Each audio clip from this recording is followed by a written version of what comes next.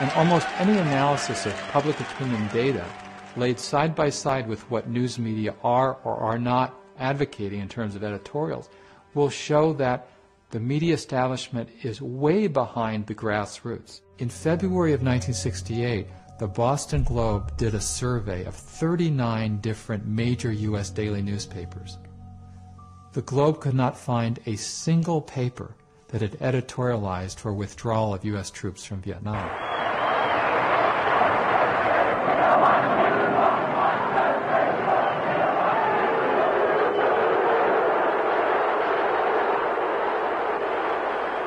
And even when calls for withdrawal have eventually become too loud to ignore, officials have put forward strategies for ending war that have had the effect of prolonging it.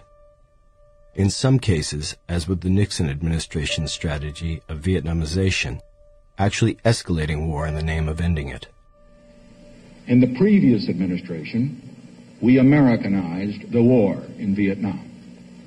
In this administration, we are Vietnamizing the search for peace. It's the idea that, okay, the war has become unpopular in the United States, so let's pull out some U.S. troops and have the military burden fall on the allies inside that country. White House officials say it is obvious the South Vietnamese are going to have to hack it on their own. The model is to use air power while pulling out U.S. troops and training Vietnamese to kill other Vietnamese people. And several decades later, in effect, that is a goal of George W. Bush's administration. Our strategy can be summed up this way. As the Iraqis stand up, we will stand down. The rhetoric about shifting the burden of fighting the insurgency onto the shoulders of Iraqi people themselves is very enticing for a president because it's a way of saying to people in the United States, hey, we're going to be out of there. It's just a matter of time. There isn't a person at this table who agrees with you that we're in a quagmire and that there's no end in sight. The media and political focus on the word quagmire is a good example of how an issue can be framed very narrowly.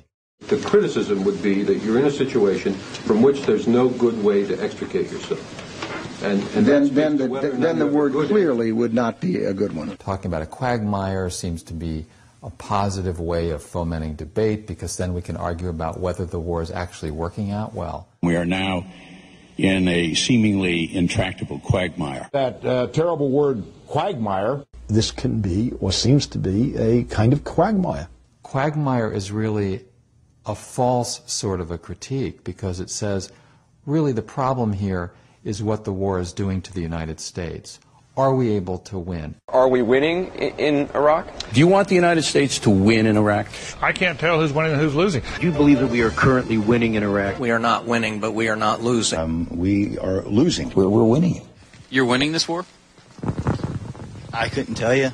And a big problem with media focus is that it sees the war through the eyes of the Americans, through the eyes of the occupiers, rather than those who are bearing the brunt of the war in human terms. We have been too often disappointed by the optimism of the American leaders, both in Vietnam and Washington, to have faith any longer in the silver linings they find in the darkest clouds. In early 1968, Walter Cronkite told CBS viewers that the war couldn't be won. It seems now more certain than ever that the bloody experience of Vietnam is to end in a stalemate.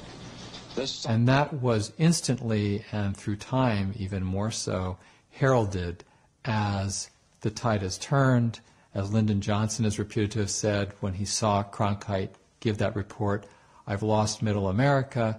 And it was presented as not only a turning point quite often, but also a sort of a moral statement by the journalistic establishment.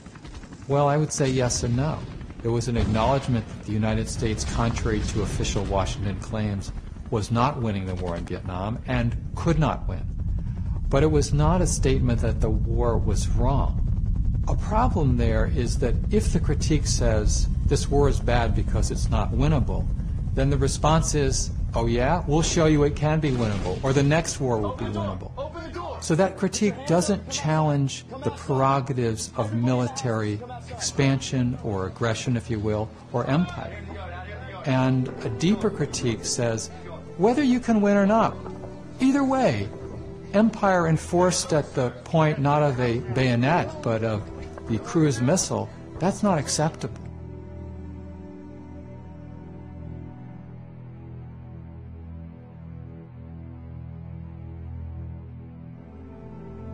Over the last 5 decades, we have witnessed a wave of U.S. military interventions, a series of bombings, invasions, and long-term occupations. Undertaken, we have been told by one president after another, with the most noble of intentions, and paid for with the lives of young Americans and countless others around the world. What has occurred with one war after another is still with us. These dynamics are in play in terms of the U.S. occupation of Iraq, looking at other countries such as Iran, and the future will be replicated to the extent that we fail to understand what has been done with these wars in the past. The news media have generally bought into and promoted the notion that it's up to the president to make foreign policy decisions. This smart guy in the Oval Office has access to all the information. He knows more than we do. He's the commander-in-chief. The American people have no major role to play, and nor should they, because after all, they don't have the knowledge or capability to be responsive to the real situation.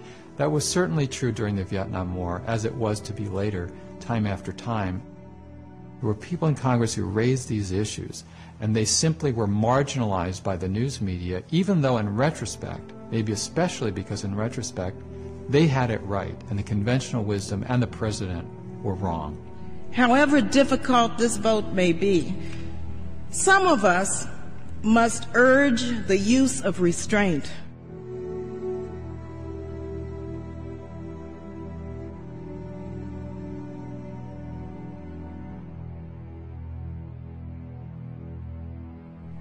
Our country is in a state of mourning. Some of us must say, let's step back for a moment. Let's just pause just for a minute.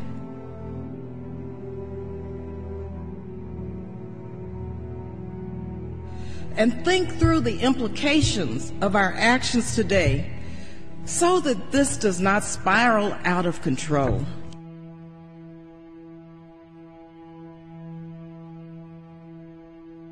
As we act, let us not become the evil that we deplore. Thank you, and I yield the balance of my time. Gentlewoman's time has expired. And this is a very common motif of history in the last several decades, where people who at the time were portrayed as loners, as mavericks, as outside of the mainstream of wisdom, turned out to understand the historical moment. We got to back our president. Since when? Do we have to back our president, or should we, when the president is proposing an unconstitutional act?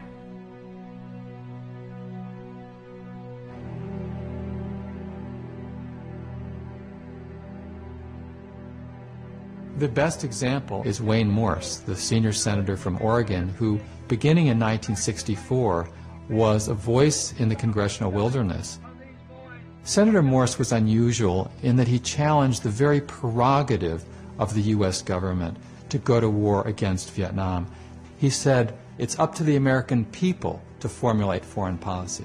Senator, the Constitution gives to the President of the United States the sole responsibility for the conduct of foreign policy. Couldn't be more wrong. You couldn't make a more unsound legal statement than the one you have just made.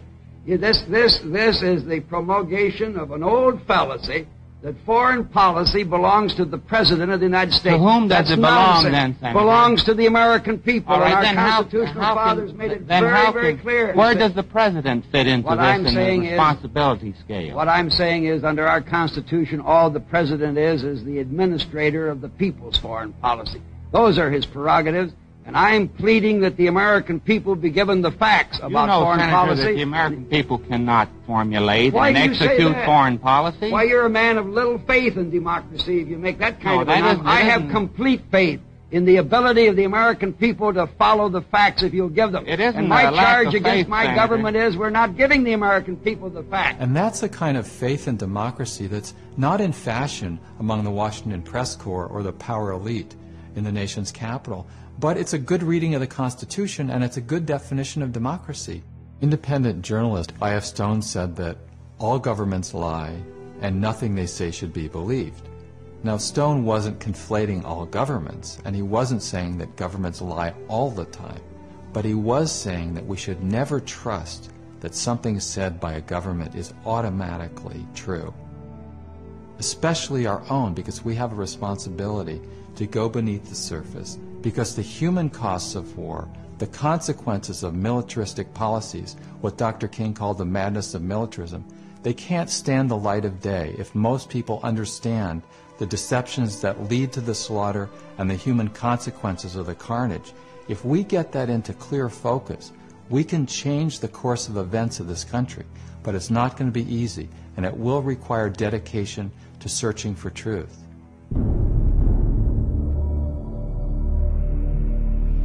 A time comes when silence is betrayal. That time has come for us, even when pressed by the demands of inner truth. Men do not easily assume the task of opposing their government's policy, especially in time of war. And I knew that I could never again raise my voice against the violence of the oppressed in the ghettos without having first spoken clearly to the greatest purveyor of violence in the world today, my own government.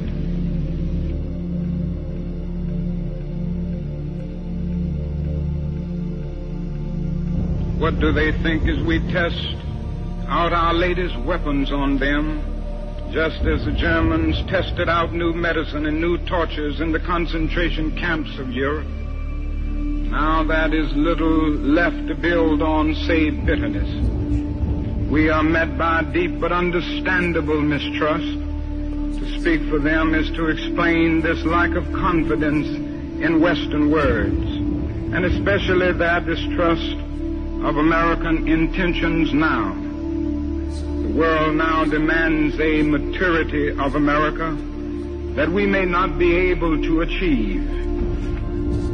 This way of settling differences is not just. A nation that continues year after year to spend more money on military defense than on programs of social uplift is approaching spiritual death. Somehow this madness must cease. We must stop now. I speak as one who loves America. To the leaders of our own nation, the great initiative in this war is ours. The initiative to stop it must be ours.